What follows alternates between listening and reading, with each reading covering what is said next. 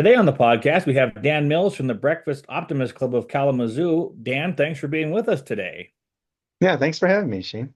So we were talking earlier, you don't do much podcasts. I think we might have you hooked on them now since we are you're going to be on one. Yeah, I'm not a podcaster. My daughter is, so thanks for the quick tutorial so I know how to get to my podcast now on my phone.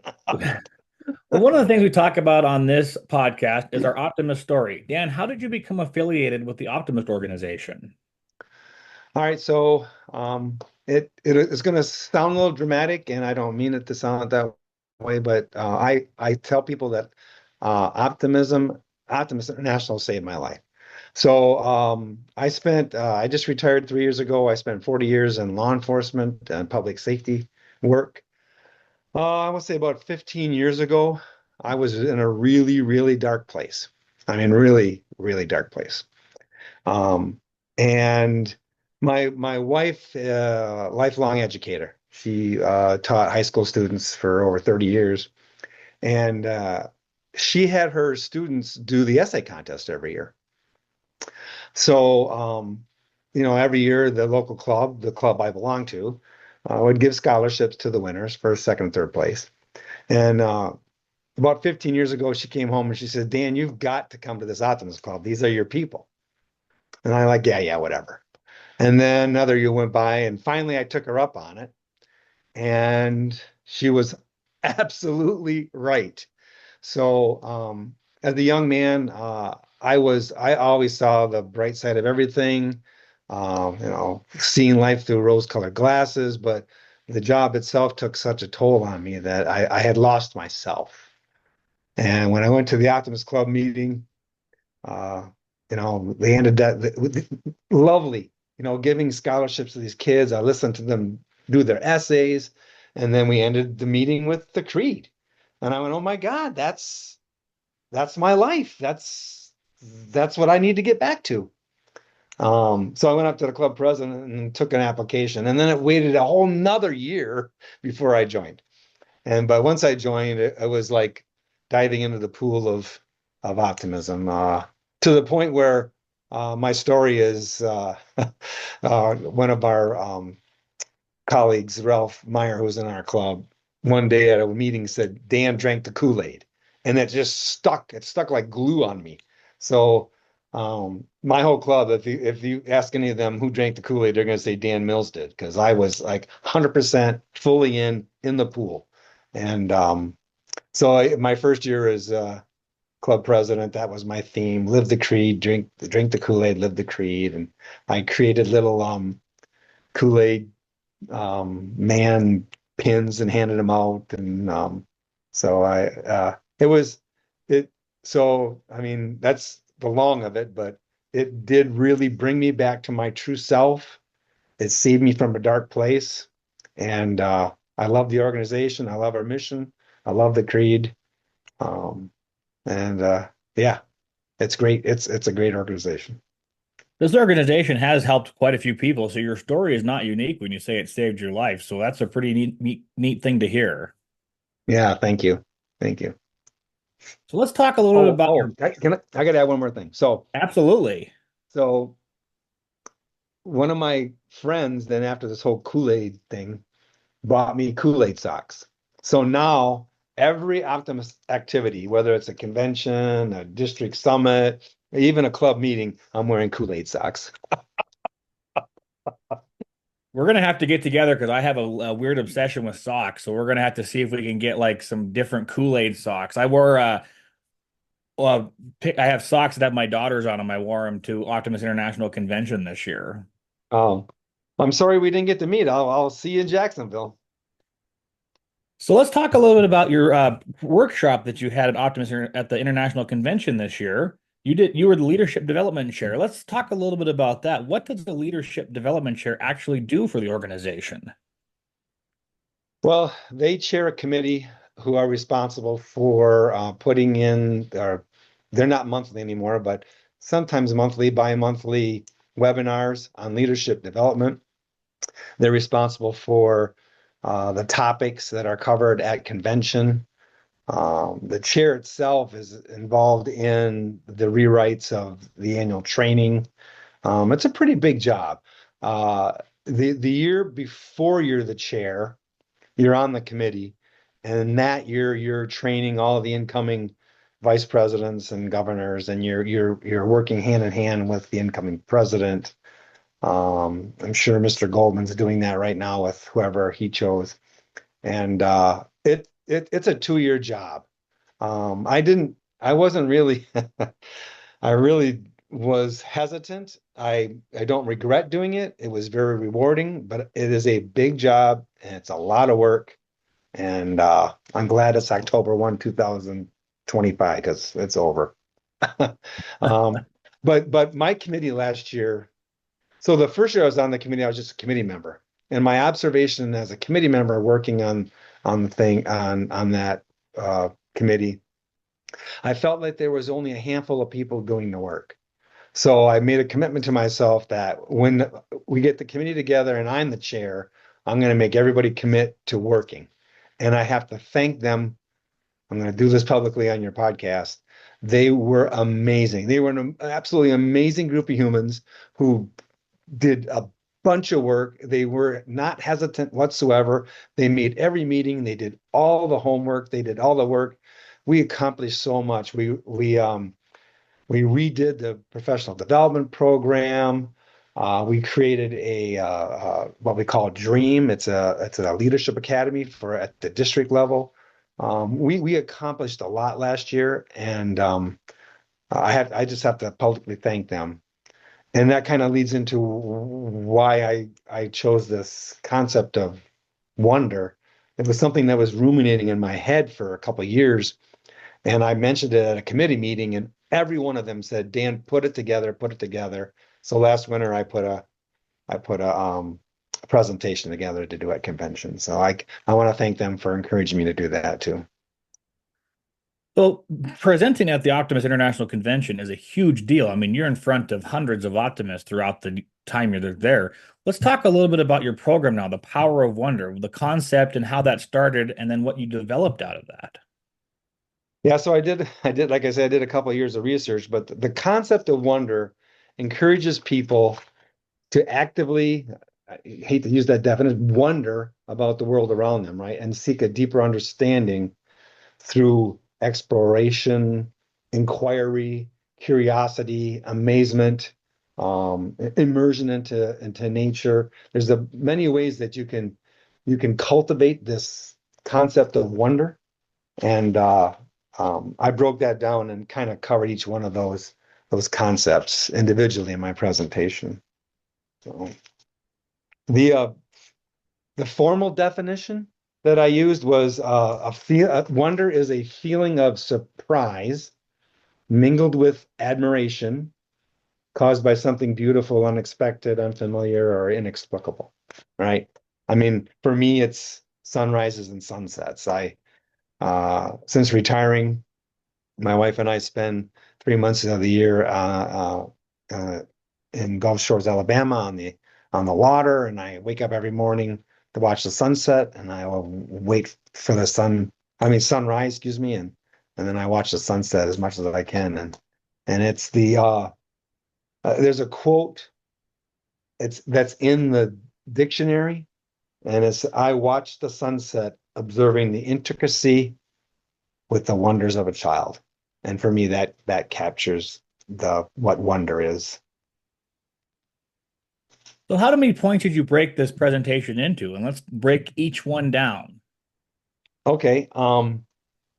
Well, let me get my notes because I'm going to lose myself in my thoughts. So, amazement is one of the ways that we can cultivate wonder, right? So, you can intentionally develop and nurture a sense of awe and curiosity through amazement. So, think about it. Like, even as a child looking at a dandelion, for instance, right, and looking at the intricacy of this amazing plant that lives, dies, and then is reborn. So I encourage people to pay attention to the world around them, seek new experiences, ask questions, embrace the unknown. So you use amazement. I mean, we're amazed at so many things. Nature. If you're a sports person, right? Even last night in the Detroit Tigers loss, it was, back-to-back doubles. It was pretty amazing that team came from behind to win that game.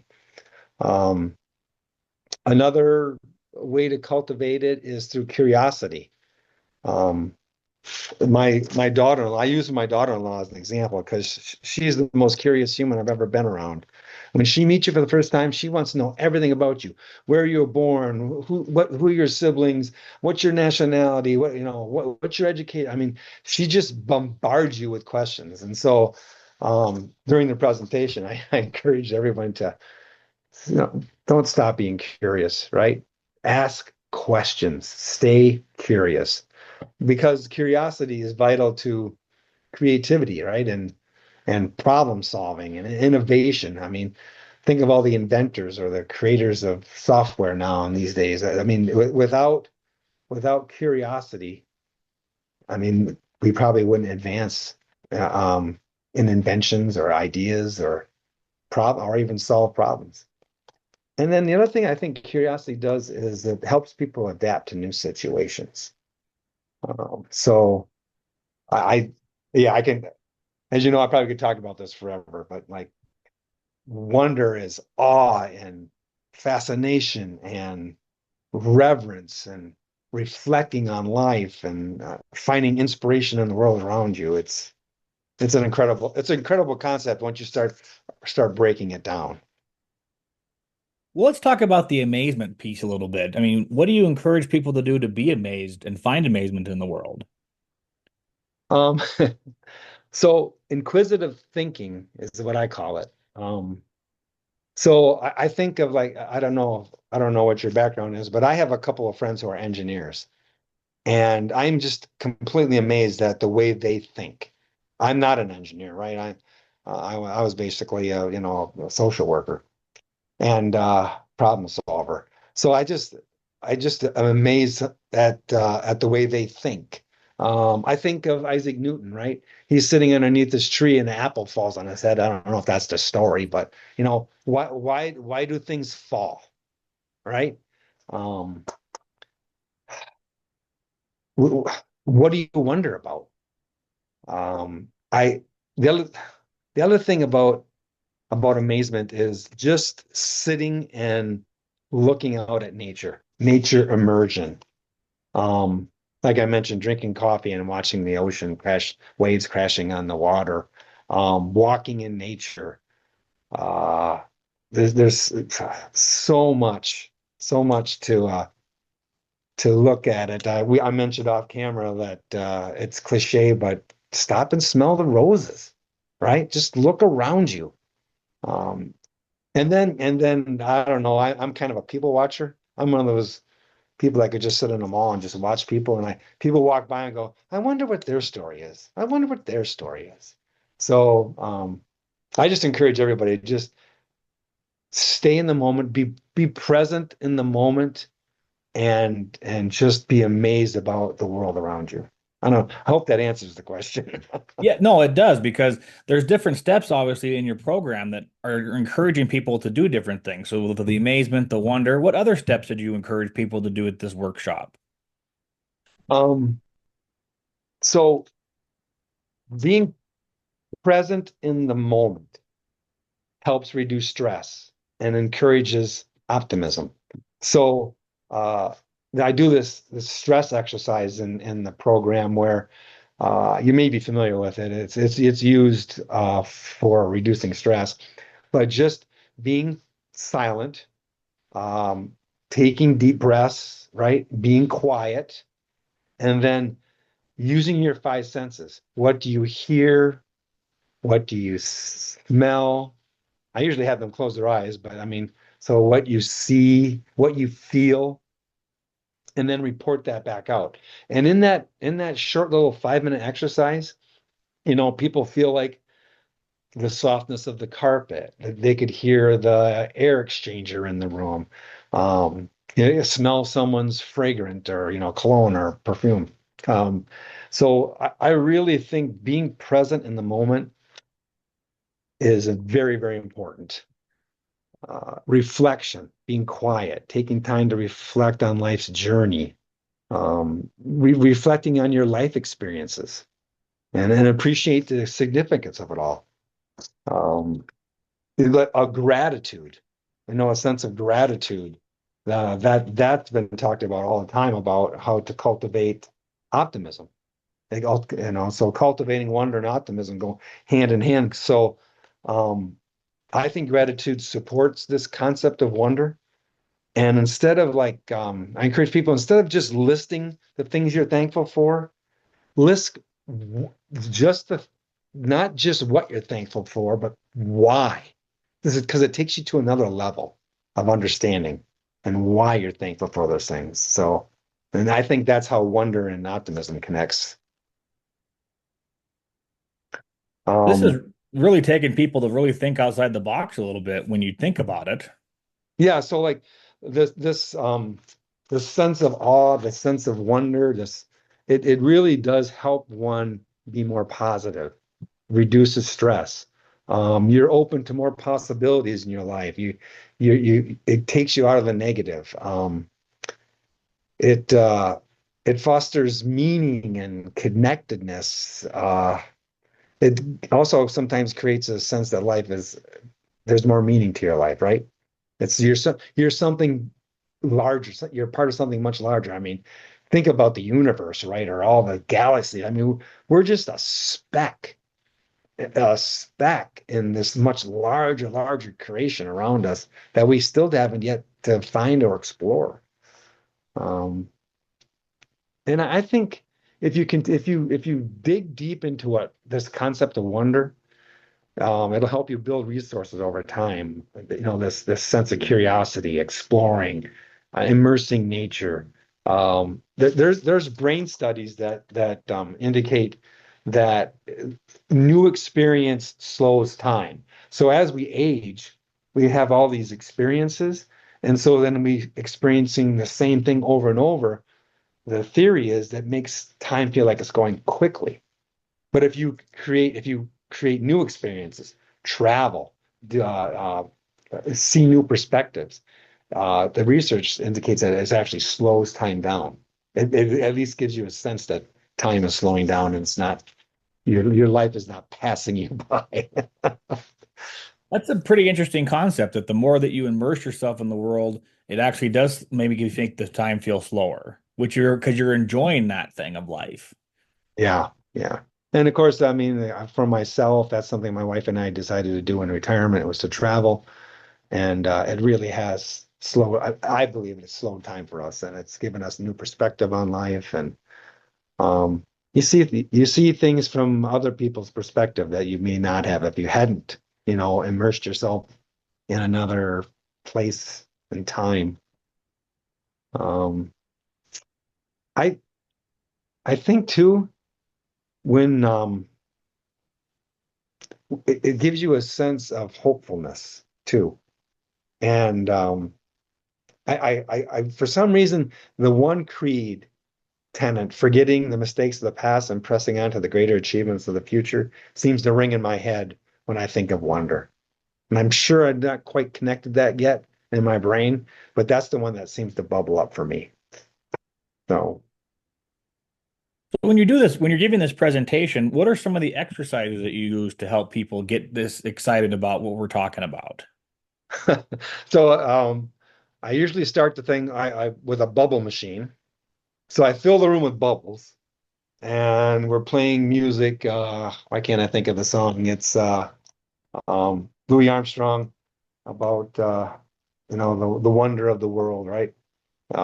I can't. I'm drawing a blank. I'm sorry, What a Shane. wonderful world. What a wonderful world. Thank you very much. Drawing a blank. Yeah. So I'm usually at the room full of bubbles, and then we play that song, and then I usually ask them to brainstorm with me what they think wonder is, and we come up with all these synonyms, which I think I ran through some of them earlier, right? And then we go over a formal definition of it, and then I take them through this, each one of those ways that I believe you can cultivate uh, wonder, but through amazement, curiosity, inquisitive thinking. um, nature immersion. Um, I also try to weave in some quotes. My the our club has connected to a junior Optimist club, and a senior last year was chosen to do the speech at the graduation. And my wife, of course, retired English teacher, he asked her to help him with his speech. And his speech was about wonder.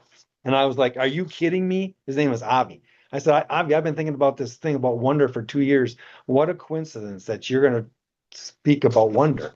And so in the workshop, I share some of his speech, and if I can, I'd like to share some of it because this is from us, the brain of a 17-year-old, because he came to this concept of wonder through reading The Little Prince, and they were reading it in French. He was in French class. So I can't speak French very much, but it's the Pens comme enfant, think like a child. So when he was reading this book, he came to understand that he needed to continue to look at the world through the eyes of a child, like everything's new. And so then he tells a story in his speech about he and his brother, after a high school dance, I think it was, they were looking up at the sky. And he looked up, and I'll quote this. He said, I started laughing, and I saw the night sky open above me, softly scattered with delicate stars and whispers of clouds, and I felt peace and amazement with the beauty and vastness of the world. It was a moment of awe. And so he goes on in the speech to encourage his classmates to never lose that childlike sense of wonder, to stay curious and let yourself be amazed. And so, I mean, he captured my entire program in this like 3 or 4 minute speech. It was amazing. Pretty neat coincidence that that all came together for you. So I'm glad you were able to use some of those quote that speech in your presentation. Yeah. And then I don't know who Ray Oliver is. I stole this person's quotes. A sense of wonder is a feeling of childlike delight, amazement, and admiration at the natural state of the world. It refers to that feeling of grateful awe in the smaller things in life. And wonder drives it's a natural feeling of wanting to know more about the world around you, like a young child with a curious mind. So, and it just seemed to all come together. So, like I mentioned earlier, we spend our winter months now in Gulf Shores, Alabama, and one of the restaurants we were at had this sign, right? And it was on the wall, and it was about wonder, and it was a quote from E.B. White. And so I mentioned this in a slide, and then I end my presentation by giving this quote from E.B. White, and it's quote, always be on the lookout for the presence of wonder. So it just seemed like everything just seemed to fall into place for me. And again, I want to thank my committee for encouraging me to look into this more and put this presentation together. So if you had any advice for our members that are listening, what are some words of wisdom about looking at the world in a different way? I I think for me, I'm going to repeat myself now, but being in the present moment, fully alive in the present moment. The stresses of life and the world around us, and whether it's family, whether it's community, whether it's church, whether it's politics, it's so distracting. But if we stay present in the moment, like this very moment with you and me on this podcast, and be fully alive in that moment, all that seems to not matter anymore, right? It'll take care of itself. And just be, I guess if I had anything I would like to say, just be fully alive in the present moment. And being in the moment talking about that, with being the chair of leadership development, what are some of would you recommend this opportunity to somebody if they were approached for this opportunity to be leadership development chair? I would. I would caution them though. I mean, you need to go in eyes wide open. I did not go into it eyes wide open. I didn't understand the scope of the work. But if someone's interested in this, it and you go in eyes wide open and understand the scope of the work, it's extremely rewarding. You meet so many people. You meet the entire incoming leadership team, right? Every VP and every governor. You get to travel. You get to be on the ground, boots on the ground, training these leaders. And even if you were just a member of the committee, you have such a say in what's going on at convention, what the leadership development workshops, the leadership development webinars. You really are going to be able to make your mark on the organization for that 1 or 2 years that you're doing it. Whether you're just a committee member, I shouldn't say just, whether you're a committee member or whether you're the chair. But no regrets. It was a lot of work. It was very rewarding. Um, yeah, I would encourage people to do it if you know eyes wide open what you're getting into. Well, Dan, I can't tell you how much I appreciate you taking the time to share your story with us. And maybe we've encouraged some members in our organization to look at everything eyes wide open and refine their love of our organization and why they are an optimist. Yeah, thank you for your time. Like I say, it saved me from a dark place. I love the creed. I love our organization. I love the mission statement. I've made friends from all over the world, in the short time I've been an Optimist. So I am very, very grateful for my time with Optimist International.